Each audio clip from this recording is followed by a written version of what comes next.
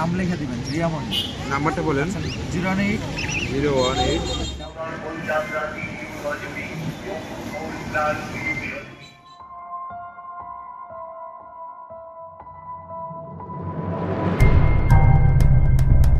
Raffle draw মাত্র 20 টাকায় জিতে নিতে পারেন টিভি, ফ্রিজ, মোটরসাইকেল সহ আরো অনেক পুরস্কার।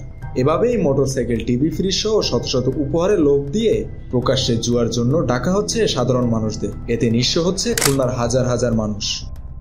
গণঅভ্যুত্থান পরবর্তী নতুন বাংলাদেশে সার্বিকভাবে সকল ধরনের জায়গায় আমাদের একটি সুদৃষ্টি দেওয়া উচিত, যাতে কোনোভাবেই কোনো উপায়ে কোনো অসাধু ব্যবসায়ীরা কোনোভাবে মানবিক জায়গা নষ্ট করতে না পারে।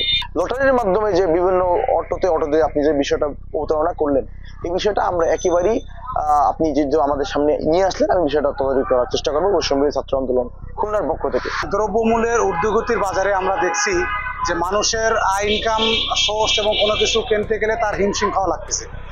সেইখানে কিভাবে প্রশাসন, বিশেষ করে আমাদের আইন শৃঙ্খলা বাহিনীর প্রধান যে সেনাবাহিনী নাকের ডগার উপরে কিভাবে এত বড় একটি কাজ হচ্ছে এবং কিভাবে কেএমপি তার শহরের ভিতরে কিভাবে এইটার অনুমতি দিচ্ছে, এটা আসা আমার বোধগম্য নয়। এটা আমরা সচেতন নাগরিক হিসাবে আমরা এটাকে নিন্দা এবং প্রতিবাদ জানাই, অবিলম্বে আবেদন জানাই এই সকল পকেট খালি করার যে চেষ্টা করা হচ্ছে গরিব মানুষদের, রিক্সাওয়ালাদের, এইগুলো যাতে অবিলম্বে বন্ধ করা হয়। জানা যায় দীর্ঘদিন বন্ধ থাকার পর খুলনায় ফের চালু হয়েছে র্যাফেল ড্র নামের লটারি। নগরীতে প্রায় শতাধিক ইজি বাইকে করে দৈনিক সাদিকা র্যাফেল ড্র নামের এই লটারির টিকিট বিক্রি করতে দেখা গেছে। 20 টাকা দিয়ে টিকিট কিনলে পুরস্কার হিসেবে পালসার মডেলের মোটরসাইকেল দেওয়ার প্রলোভন দেখানো হচ্ছে। এতে হুমড়ি খেয়ে পড়েছে নিম্ন আয়ের মানুষ। স্থানীয়রা বলছেন, র্যাফেল ড্রকে লটারি বলা হলেও এটি এক ধরনের উন্মুক্ত জুয়া। ইতোমধ্যে খানজাহান থানা ইমাম পরিষদের পক্ষ থেকে এই আয়োজন বন্ধের দাবি জানানো হয়েছে। গত 20 ডিসেম্বর তৌহিদি জনতার ব্যানারে মানববন্ধন করেছেন বিভিন্ন মসজিদের মুসল্লি ও মাদ্রাসার ছাত্ররা। ইজি বাইকে করে মেলার নামে একটা জুয়ার আসর, যেটাকে আমি বলবো জুয়ার আসর, এইটা টিকিট বিক্রি করতে আসছে।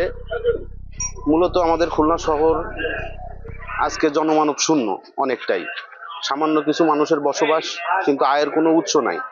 সাধারণ মানুষ এই চটকদার বিজ্ঞাপনে পড়ে এদের দিনের আয়ের একটা সিংহভাগ অংশই এই জুয়ার টিকিট কিনে খরচ করতেছে, যেইটা তাদের পরিবারের উপরে প্রভাব ফেলতেছে।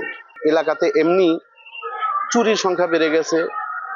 আইন শৃঙ্খলা, দেশের পরিস্থিতি সম্পর্কে আমরা অবগত যে বিগত দিনের চাইতে এখন বর্তমানে একটু দুর্বল অবস্থার ভিতরে আছে। এই পরিস্থিতিতে আমাদের দেশের গুরুত্বপূর্ণ একটা আইন শৃঙ্খলা প্রতিষ্ঠান সেনাবাহিনী, সেই সেনাবাহিনীর নাকের ডগায় এরা কিভাবে এই জুয়ার আসর মিলায় সাধারণ মানুষকে আজকে পথে বসানোর একটা প্রক্রিয়া গ্রহণ করেছে, এটা আমার বুঝে আসে না। এটা আইন শৃঙ্খলা রক্ষাকারী বাহিনীর কাজ, এটা প্রশাসনের কাজ। আমার জোরালো দাবি থাকবে, অবশ্যই যেন প্রশাসন এটাকে বন্ধ করার সার্বিক প্রস্তুতি নেয়।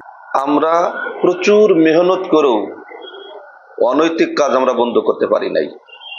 তারা বলে যে অনৈতিক কিছু হবে না, বরং অনৈতিক সব কাজ করার জন্যই কিন্তু এই প্ল্যান প্রোগ্রাম। এদের রাফেল ড্র, এতে এলাকার শান্তি শৃঙ্খলা বিঘ্নিত হয়, চুরি বেড়ে যায়, ডাকাতি বেড়ে যায়, ছিনতাই বেড়ে যায়। তো এই সমস্ত কর্মকাণ্ডের কারণে এলাকায় একটা অশান্তি সৃষ্টি হয়ে যায়, যে কারণে মুজগুন্নি আবাসিক এলাকার মানুষজন অতিষ্ঠ হয়ে আমার কাছে আসে। শেষ পর্যন্ত আমরা আন্দোলন সংগ্রামের মাধ্যমে সেই মেলাটা বন্ধ করতে বাধ্য হয়েছিলাম, প্রশাসন শেষ পর্যন্ত বাধ্য হয়েছিল। সুতরাং বর্তমান ইয়ং সমাজকে, জেনারেশনকে এই মেলার মাধ্যমে তাদেরকে ওদিকে লিপ্ত করা, এক তো চরিত্র বিধ্বংসী, লেখাপড়া বিধ্বংসী, যে এলাকায় হয় ওই এলাকায় ছিনতাই বাড়ে, শান্তি শৃঙ্খলার অবনতি ঘটে। সুতরাং প্রশাসনের কাছে আমাদের দাবি থাকবে, এটা আপনাদের দায়িত্ব, এটাকে বন্ধ করে দেন। যদি আপনারা বন্ধ করতে ব্যর্থ হন তাহলে আমাদেরকে বলেন, আমরা ইনশাআল্লাহ ইমাম পরিষদ আছি, খুলনা হেফাজতে ইসলাম বাংলাদেশ আছে, সর্বস্তরের তৌহিদি জনতা নিয়ে এই মেলা বন্ধ করার জন্য যা করণীয় আমরা তাই করব। বাকি আমি অনুরোধ করব, যতটুকু হয়েছে এখনই বন্ধ করা হোক। সেনাবাহিনী একটা গর্বের প্রতীক, তাদেরই পাশে, তাদেরই নাম ধরে বা তাদেরই কাছাকাছিতে এরকম একটা অনৈতিক মেলা হচ্ছে, এটা দুঃখজনক। আমরা এটা কোন রকম মানতে পারি না। আমরা দাবি জানাবো খুব দ্রুত এই মেলাকে বন্ধ করে দেওয়া হোক। এর আগে আওয়ামী লীগ নেতারা নেপথ্যে থেকে খুলনার বিভিন্ন এলাকায় র্যাফেল ড্র চালু করতেন। সাধারণ মানুষ প্রতারিত হয়, প্রতিবারই এর বিরুদ্ধে বড় ধরনের বিক্ষোভ হতো। তখন লটারি বন্ধ করে দিত কর্তৃপক্ষ। সর্বশেষ 2023 সালে বটিয়াঘাটায় এমন লটারি আয়োজন হয়েছিল।